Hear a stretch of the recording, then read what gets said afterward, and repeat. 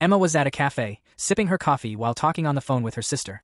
As she glanced around the shop, she noticed a young boy standing near the counter, holding a shiny new book. Emma couldn't help but feel curious. She had just bought the same book earlier that day, and the boy seemed too young to be able to afford such a luxury item. When Emma ended the call and reached into her bag, she realized her own book was missing. Panic set in.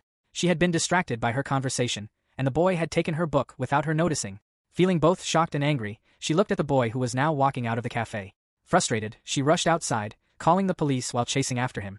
As she turned the corner, she finally found him sitting on the sidewalk with his younger sister. He was reading the book aloud to her, sharing a story, even though he barely knew how to read himself. Emma's anger melted away as she watched the siblings. The boy's face was filled with joy as he read to his sister, and Emma realized that the book meant more to him than it did to her. It wasn't about stealing. It was about giving his sister something to smile about, something they couldn't afford.